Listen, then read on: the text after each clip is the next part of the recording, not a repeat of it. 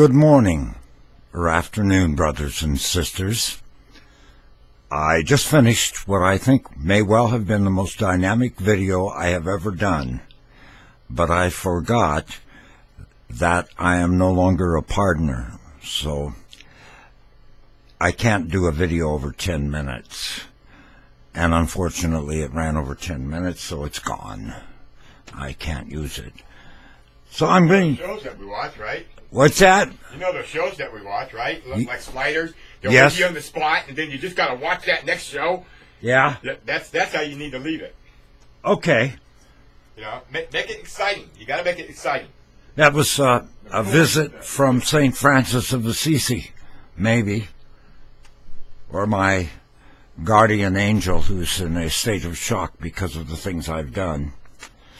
So, I'm going to try to make it shorter, no doubt leaving out the most important part.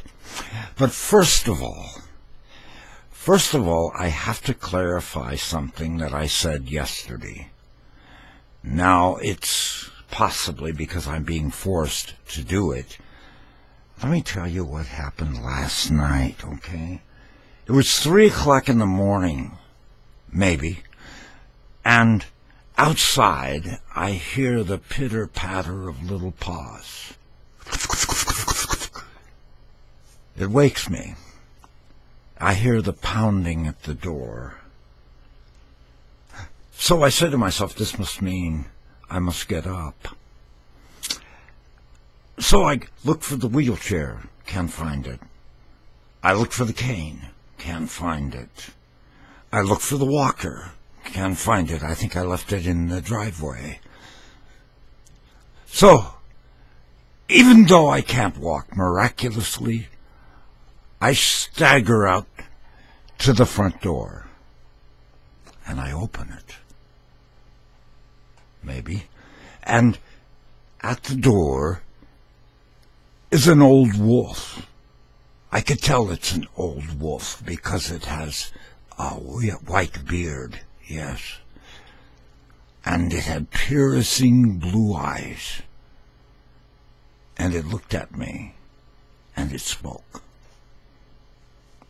Said, "Demet, yesterday you told an untruth, scaring 49 viewers, and you must correct it today." So I say, "Whatever you say, Wolf." Said, "I am Brother Wolf. The story you told about me was incorrect.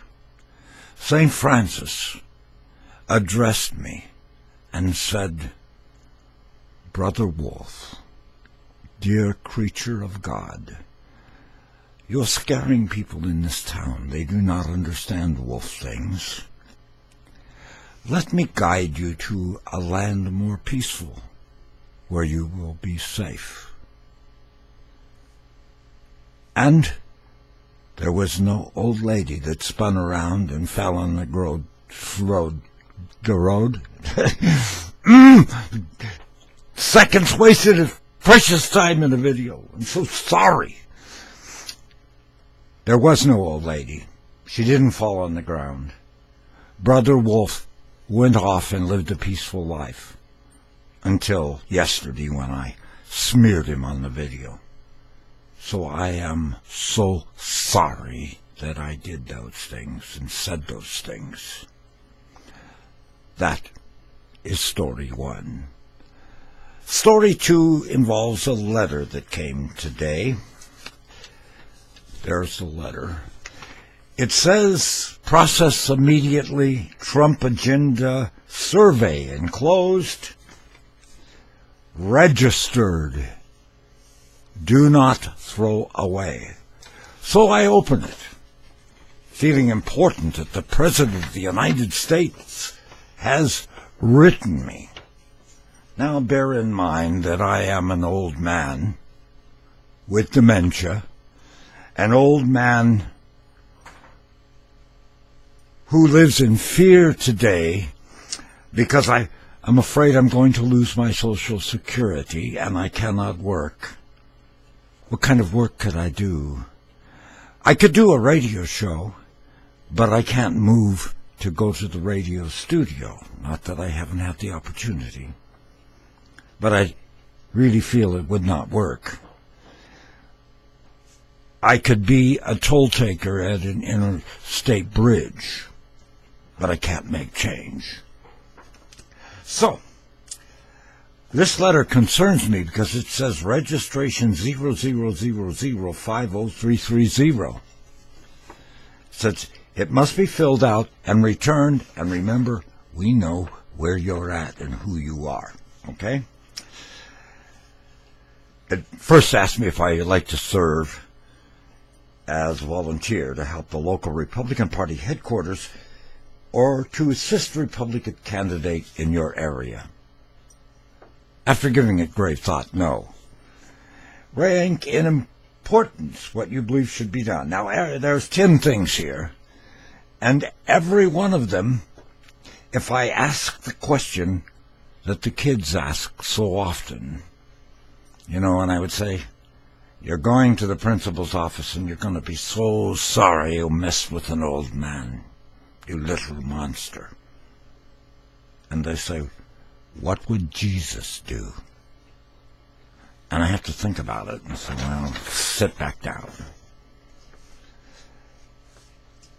I can answer every one of these questions. No, no, no. When mirrored against the saying, what would Jesus do? But this letter is a form of intimidation.